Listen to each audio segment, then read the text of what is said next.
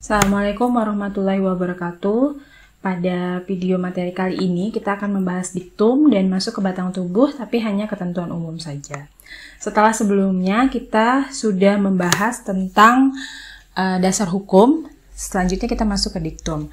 Diktum ini sederhana saja ya, hanya terdiri dari kata memutuskan, menetapkan, kemudian nama dan jenis peraturan perundang-undangannya. Sebagaimana contoh yang saya sebutkan di sini. Bismillah. Sebagaimana contoh yang saya sebutkan di sini, kata memutuskan itu adalah huruf besar, kemudian menetapkan hanya M-nya saja huruf besar, titik 2, dan jenis serta nama dari peraturan perundang-undangannya.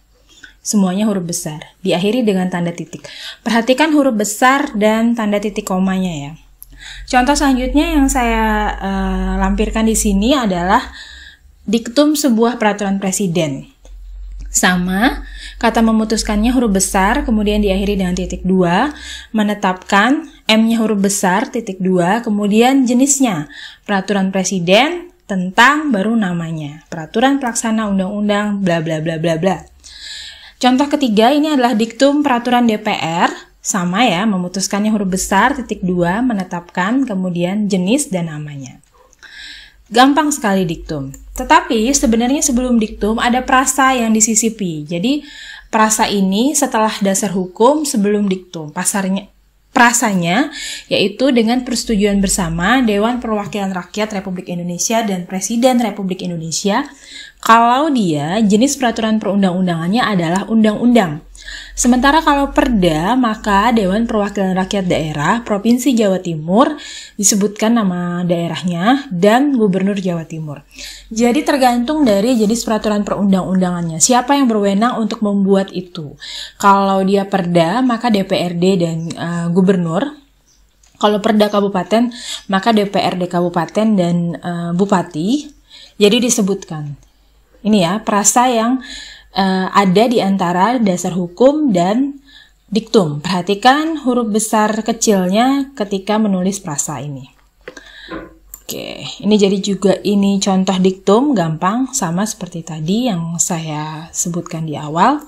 Selanjutnya beberapa ketentuan diktum yang penting untuk kalian perhatikan adalah kata menetapkan di sini ini harus sejajar dengan kata menimbang yang ada di considerance di bagian awal yang pernah kita bahas dulu. Ketika kalian membuat sebuah undang-undang, penulisan kata menetapkan ini harus sejajar dengan kata menimbang yang ada di atasnya. Dan selanjutnya, jenis peraturan perundang-undangannya tanpa ada prasa Republik Indonesia. Yang benar kan Undang-Undang Republik Indonesia gitu ya, tetapi sini Republik Indonesianya tidak disebutkan, hanya jenisnya saja kemudian namanya. Oke, gampang ya. Sekarang kita beralih ke batang tubuh. Nah, ini sudah masuk ke bagian inti yang memerlukan kerja keras otak kalian ketika kalian mengerjakan tugas, yaitu masuk ke bagian batang tubuh. Batang tubuh peraturan perundang-undangan itu memuat semua materi muatan peraturan perundang-undangan yang dirumuskan dalam pasal atau beberapa pasal. Kemudian materi muatan dalam batang tubuh dikelompokkan ke dalam A. Ketentuan umum, B. Materi pokok yang diatur, C. Ketentuan pidana jika diperlukan. Sebagaimana kalian tahu ada peraturan perundang-undangan yang memerlukan ketentuan pidana, ada peraturan perundang-undangan yang jenisnya soft law. Tidak ada ketentuan pidananya. Jadi ketentuan pidana ini just a choice, hanya jika diperlukan. Kalau kalian ingin memasukkan ketentuan pidana, maka masukkan. Jadi diperhatikan ketentuan pidana kalian ini umumnya bersifat himbauan atau ada peraturan tegas gitu di dalamnya. Nanti kalian yang akan menimbang ketika kalian mengerjakan tugas kalian. Kemudian ketentuan peralihan juga just a choice, jika diperlukan bisa memasukkan ketentuan peralihan. Yang terakhir ketentuan penutup. Nah, jika ada materi muatan yang tidak dapat dikelompokkan dalam A, B, C, D ini, maka masukkan dalam bab tersendiri, yaitu bab ketentuan lain-lain. Gampang ya, nanti akan lebih jelas ketika kita membandingkan dengan contohnya.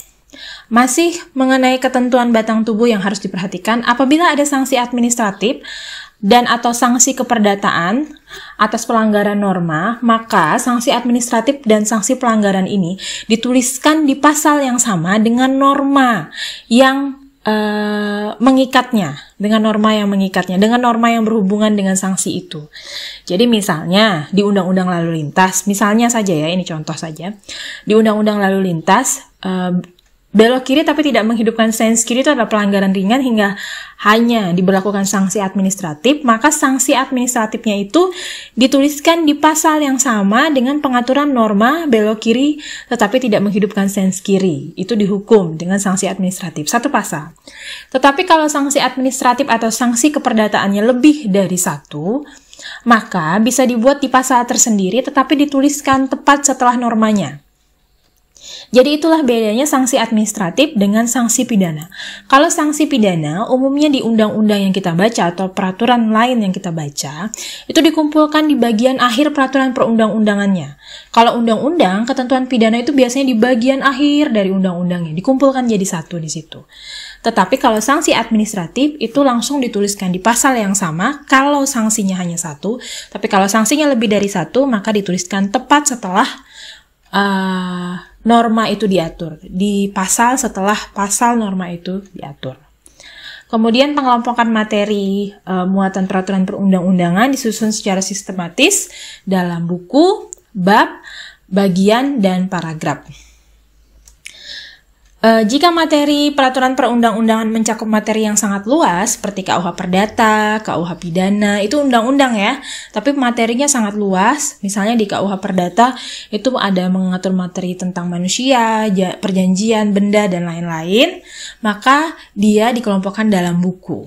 Tapi, umumnya undang-undang yang kita baca itu dikelompokkan dalam bab saja, tidak dalam buku. Karena materinya biasanya undang-undang, kalau undang-undang kebidanan ya tentang bidan saja, tidak luas kemana-mana gitu ya. Selanjutnya kita masuk ke ketentuan umum. Nah di video ini kita sampai ke ketentuan umum saja, materi pokok yang diatur. Di bab selanjutnya kita masuk ke video pembelajaran yang selanjutnya. Di ketentuan umum itu memuat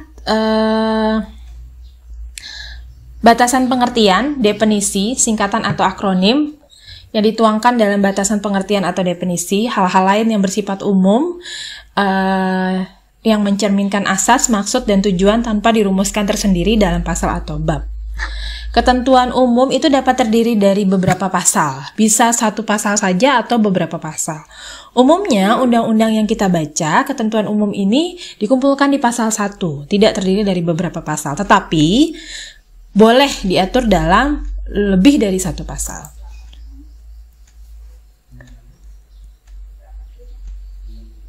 Contoh batasan pengertian. Nah, sekarang batasan pengertian ini saya kasih contoh di sini menteri. Menteri adalah menteri yang menyelenggarakan urusan pemerintahan di bidang keuangan. Misalnya, peraturan yang kalian mau buat itu mengenai pajak gitu ya. Maka itu berhubungan erat dengan Kementerian Keuangan. Sehingga ketika kalian membuat peraturan perundang-undangan itu tidak perlu menyebutkan Menteri Keuangan terus-menerus di seluruh bagian pasalnya. Cukup sebutkan menteri saja, tapi bagian ketentuan umumnya diberi keterangan seperti ini. Menteri adalah menteri yang menyelenggarakan urusan pemerintahan di bidang keuangan, gitu ya. Sehingga nanti undang-undang kalian itu tidak menggunakan prasa yang mubajir, tetapi langsung tepat sasaran. Kemudian pemerintah daerah adalah bupati dan seperangkat daerah dan perangkat daerah sebagai unsur penyelenggara pemerintah daerah Kabupaten Mimika. Nah, misalnya kalian perda di daerah Mimika nih, di situ nanti kalian akan menyebutkan pemerintah daerah secara berulang-ulang. Dan pemerintah daerah yang dimaksud ini adalah bupati dan perangkat daerahnya di Kabupaten Mimika. Maka tidak perlu disebutkan bupati dan perangkat daerah Kabupaten Mimika. Prasa itu diulang-ulang terus, itu kan kepanjangannya. Cukup sebut pemerintah daerah saja, tetapi di bagian ketentuan umum sudah diberikan keterangan seperti ini. Di bagian ketentuan umum juga bisa memuat definisi seperti contoh ini. Spasial adalah bla bla bla bla, pajak daerah yang selanjutnya disebut pajak adalah, ini contoh definisi. Kalian juga akan bisa memasukkan definisi-definisi dalam tugas undang-undang kalian. Misalnya ada yang mengatur tentang cryptocurrency, mata uang kripto, maka diberi definisi dulu mata uang itu apa, mata uang kripto itu apa gitu ya, dan beberapa ketentuan lain yang berhubungan dengan cryptocurrency-nya itu diberikan definisi sehingga pembaca undang-undang itu paham. Misalnya kayak saya nggak ngerti cryptocurrency itu seperti apa sih, mata uangnya seperti apa, maka kalian berikan definisi agar pembaca peraturan itu bisa lebih paham tentang apa yang sedang diatur. Nah, ini sekarang adalah contoh singkatan. Tadi kan ketentuan umum bisa memuat singkatan ya, singkatan atau akronim. Ini sekarang contohnya. Ini adalah contoh Undang-Undang MD3 nomor 14 2017 atau 17 2014, saya lupa. Ini adalah Undang-Undang MD3 yang jelas. Sebagaimana kalian tahu, Undang-Undang MD3 itu mengatur mengenai 3 lembaga di dalamnya, MPR, DPR, dan DPRD.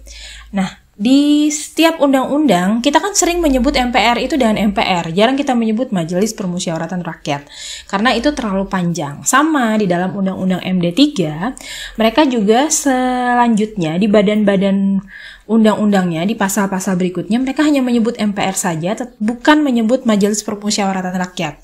Tetapi di bagian ketentuan umum dituliskan seperti ini. Majelis Permusyawaratan Rakyat yang selanjutnya disingkat MPR adalah bla bla bla bla bla. Maka di pasal-pasal selanjutnya kalian cukup menulis MPR saja. Ini sama ya seperti nulis skripsi ya, dalam kurung MPR. Selanjutnya kalian cukup menuliskan kata MPR tanpa harus panjang, Majelis Permusyawaratan Rakyat begitu. Oke, slide terakhir. Beberapa ketentuan yang harus diperhatikan ketika menuliskan ketentuan umum. Pada ketentuan umum itu, prasa pembukanya biasanya dalam undang-undang ini yang dimaksud dengan, di sini contohnya, dalam undang-undang ini yang dimaksud dengan, ini biasanya prasa pembuka dalam ketentuan umum. Selanjutnya ketentuan lain yang harus diperhatikan adalah, jika memuat definisi, istilah atau akronim lebih dari satu, maka masing-masing uraian diberi nomor urut dengan angka Arab dan diakhiri dengan titik. Ini ya, 1, 2, 3, ada di pasal 1 ini bisa ada puluhan isinya, dan dia dibagi menjadi 1, 2, 3, bukan A, B, C, D. Kemudian, adapun rumusan batasan pengertian yang dapat dimasukkan dalam bab ketentuan umum, contohnya hari, adalah hari kalender. Nanti akan kita lihat contoh Undang-Undang MD3, dia juga memuat batasan pengertian hari, karena di MPR itu ada yang namanya masa kerja ya, masa rapat, ada masa reses. Nah, itu jadinya masa reses berapa lama, berapa hari. Jadi hari yang dimaksud itu hari dalam kalender atau hari kerja gitu. Nah, di situ supaya tidak ada kesalahan, maka diberikan batasan pengertian. Nanti kita lihat contohnya. Selanjutnya, urutan penempatan kata atau istilah, itu ada urutannya. Pengertian itu ditulis di awal dulu, baru pengertian yang bersifat umum dulu yang ditulis di awal, baru kemudian pengertian yang bersifat khusus, baru kemudian pengertian yang mempunyai kaitan dengan itu. Misalnya tadi yang mau mengerjakan undang-undang tentang cryptocurrency, ya pengertian tentang cryptocurrency dulu, baru nanti yang berhubungan dengan itu. Baru nanti tentang lembaga-lembaga yang berhubungan dengan itu. Misalnya cryptocurrency berhubungan dengan BI, berhubungan dengan OJK, baru nanti lembaga-lembaga itu dituliskan di ketentuan umum bagian akhir, tapi di atas-atas itu pengertian-pengertian yang berhubungan erat dulu dengan isu yang kalian angkat. Kalau tentang cryptocurrency ya, pengertian cryptocurrency-nya ditulis di bagian awal. Sekarang kita masuk ke contoh. Ini adalah contoh Undang-Undang MD3. Oke, kita masuk ke ketentuan umum dulu, pasal 1. Di sini ketentuan umumnya hanya digabungkan di pasal 1. Di bab 1 maksud saya, bab 1 dan hanya pasal 1. Ketika kita lihat pasal 2, dia sudah masuk bab 2, sudah masuk ke materi pokoknya.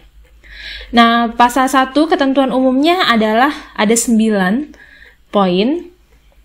Yang pertama dimention adalah MPR dulu.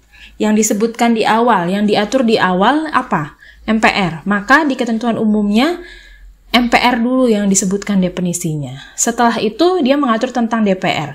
Maka kita lihat setelah MPR dia mengatur tentang apa? Masih tentang MPR. Masih tentang MPR. Jadi MPR diulas dengan begitu detail. Maklum ya, karena undang-undang ini ya tentang lembaga-lembaga itu. Selanjutnya masih tentang MPR. Selanjutnya dia akan mengatur tentang DPR nih.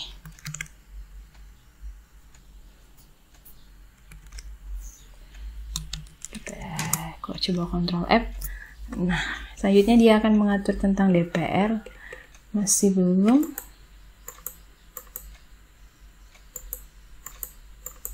Pokoknya selanjutnya dia ngatur tentang DPR lah ya. Oke, jadi ini ketentuan umumnya dituliskan sesuai dengan urutan pengaturannya. Kalau mau mengatur tentang MPR dulu, ya tuliskan di ketentuan umumnya MPR dulu. Kalau mau tentang DPR, ya DPR dulu yang ditulis di atasnya gitu. Nah, ini pengertian-pengertian yang bersifat umum dulu, baru yang bersifat khusus. Yang bersifat khusus itu yang mana? Ini, dia juga memuat tentang Komisi Pemilihan Umum, padahal undang-undang ini tentang MD3 saja. Dia juga memuat tentang Badan Pemeriksa Keuangan, anggaran, APBN, APBD, dan selanjutnya adalah batasan pengertian. Hari adalah hari kerja. Jadi hari yang dimaksud di dalam undang-undang ini adalah hari kerja, bukan hari dalam kalender ya. Nah, dalam hal pimpinan MPR berhenti dari jabatannya sebagai dimaksud pada ayat 1, anggota dari fraksi atau kelompok anggota asal pimpinan MPR yang bersangkutan menggantikan paling lambat 30 hari. Nah, 30 hari ini yang dimaksud 30 hari apa? Ternyata 30 hari kerja ya, bukan 30 hari kalender. Jadi kalau pemberhentiannya tanggal 1, belum tentu harus diganti di tanggal 1 berikutnya di tanggal 30. Tetapi dihitung hari kerjanya. Nah, itu batasan pengertian maksudnya. Jadi ketentuan umum tadi memasukkan tentang definisi-definisi dan pengertian-pengertian yang bersifat umum dulu, yang diatur lebih awal, ditulis lebih awal, kemudian yang bersifat khusus dan yang berkaitan, ada BPK, Komisi Pemilihan Umum, dan lain-lain, baru tentang batasan pengertian di urutan terakhir. Gampang ya, mengenai ketentuan umum ini gampang. Ketentuan umum juga masih bisa diotak-atik, masih bisa diperbaiki ketika nanti kalian menyusun ini. Misalnya ketika kalian menyusun materi pokok, kalian teringat akan sesuatu dan harus dimasukkan definisinya, ya kalian sisipi di atas. Tinggal diedit saja gitu ya. Jadi dia bisa terdiri dari satu pasal, bisa terdiri dari beberapa pasal, dimuat dalam bab, boleh tidak dalam bab. Jadi misalnya ketentuan umum langsung tidak ada babnya ini, tidak ada bab seperti ini dihapus gitu ya. Langsung pasal 1. Yang pertama adalah ketentuan umum dulu. Gitu ya kira-kira ya, mengenai ketentuan umum sangat gampang. Ini tadi contoh diktumnya. Kalian bisa mengerjakan mulai dari sekarang. Seperti biasa saya ingatkan, di minggu kedua tugas ini harus segera dikumpulkan karena batas penginputan nilai juga di minggu kedua, jadi sangat mepet. Terima kasih atas perhatiannya untuk menyaksikan video materi saya kali ini. Semoga dalam waktu dekat kita bisa menyelenggarakan kelas Zoom meeting lagi. Salah dan kurangnya saya mohon maaf di video kali ini. Wassalamualaikum warahmatullahi wabarakatuh.